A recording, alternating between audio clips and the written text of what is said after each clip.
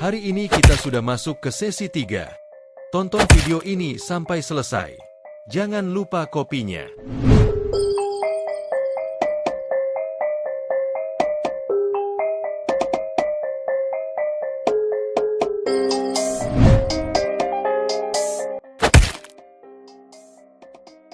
Temui Amin yang memulai perjalanan kriptonya dengan mempelajari dasar-dasar dompet kripto. Berbeda dengan apa yang dipikirkan banyak orang, wallet atau dompet kripto tidak menyimpan koin apapun, melainkan menyimpan kunci pribadi yang memberi pengguna akses ke alamat blockchain unik tempat token mereka disimpan. Ingat, kehilangan kunci pribadi Anda berarti kehilangan koin Anda. Wallet berbeda dalam cara mereka menangani kunci ini. Dompet kustodian dan pertukaran kripto menyimpan kunci di server pihak ketiga, sementara dompet non-kustodian akan menyimpan kunci di ponsel atau PC-nya. Sementara sebagian besar dompet hanyalah aplikasi, ada juga dompet perangkat keras perangkat khusus yang dirancang untuk keamanan maksimum. Saat menyimpan kunci pribadi kripto, setiap jenis dompet menyeimbangkan keamanan dan kenyamanan. 200 juta pecinta kenyamanan mempercayai Binance Custodian untuk menyimpan kunci mereka. 30 juta Daeon dengan MetaMask non-kustodian, dan 6 juta pangciper menyimpan kunci mereka di ledger dompet perangkat keras. Tetapi Amin belum siap untuk membuat pilihan karena dia ingin mempelajari lebih lanjut tentang kunci pribadinya. Teman kita Amin telah mempelajari tentang dompet kripto yang berbeda, dan sekarang siap untuk mulai menggunakannya. Langkah apa yang harus dia ambil untuk mengamankan dompetnya terhadap sebagian besar ancaman terlebih dahulu? Amin memilih dompet non-penahanan yang menghasilkan dan menyimpan kunci pribadi di perangkat lokalnya. Ini menghindari server pihak ketiga dengan potensi kerentanan dan memungkinkan dia memiliki kuncinya sendiri. Kedua, dia memastikan dia mengunduh dompet dari situs web resmi untuk mengurangi risiko memasang aplikasi palsu. Pada tahun 2023, miliarder Mark Cuban dilaporkan kehilangan $870.000 setelah mengunduh dompet MetaMask palsu. Ketiga, Amin akan menulis frase 12 atau 24 kata yang dihasilkan selama pembuatan dompet, dan kelola dengan benar untuk merahasiakannya dari siapapun. Karena siapapun yang mengetahui frase tersebut mendapatkan akses penuh ke koinnya. Kunci pribadi yang buruk dan manajemen buruk frase menyebabkan lebih dari $560 juta dicuri pada tahun 2023. Hal ini menyoroti adanya trade-off, yaitu menyimpan kunci secara berulang-ulang dapat mencegah hilangnya akses. Namun jika disimpan secara tidak benar akan meningkatkan risiko pencurian.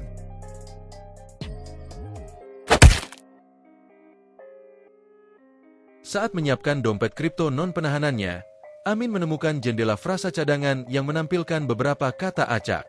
Apa yang harus dia lakukan dengan frasa pemulihan 12 atau 24 kata ini? Frasa pemulihan ini berisi kunci pribadi ke alamat kripto Amin. Siapa yang mengendalikannya? Alamat dan kripto di dalamnya. Dan jika frasa tersebut hilang, maka kripto tersebut juga hilang. Untuk mengamankan dompetnya, Amin perlu mencadangkan frasa pemulihan dengan menyimpannya dengan aman di notepad, flash disk, atau penyimpanan offline lainnya, sehingga peretas tidak dapat mengaksesnya. Bahkan secara teori, jika sesuatu terjadi pada dompetnya, Amin akan memulihkan akses ke alamat dan kripto miliknya dari cadangan.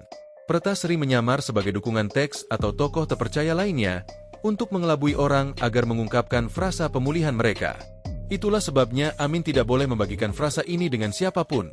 Tidak peduli seberapa meyakinkan mereka, kalimat frasa pemulihan Anda adalah yang paling berharga.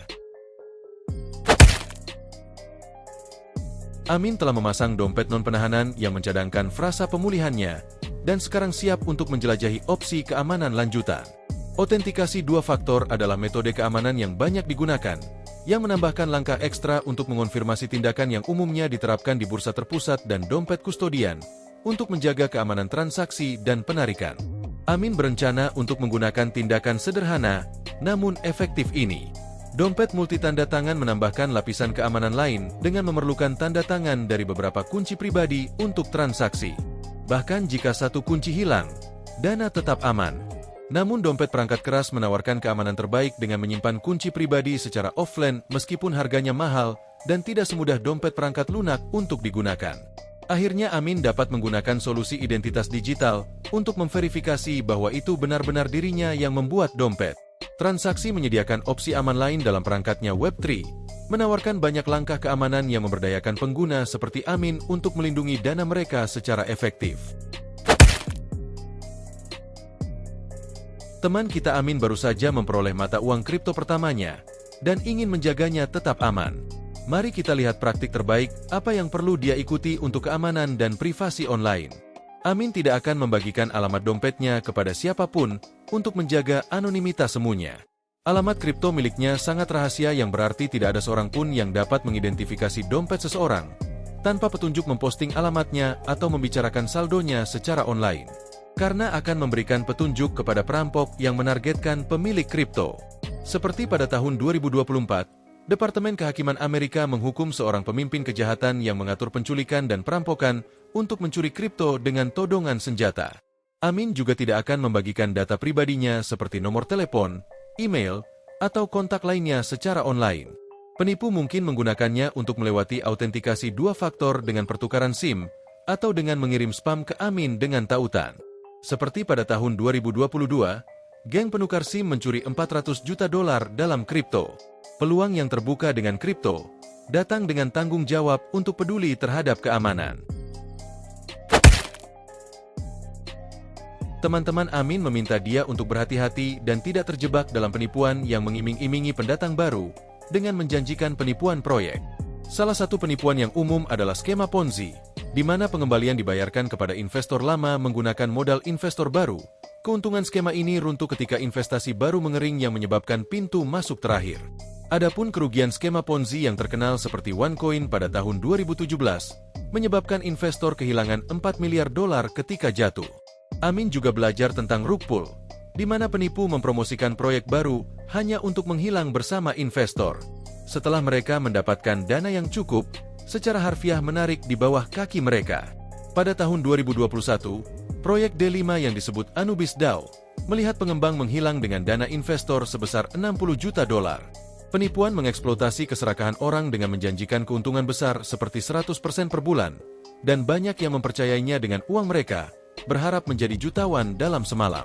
Memahami hal ini membantu Amin menyadari pentingnya penelitian yang cermat, skeptisisme, dan pengetahuan yang tepat.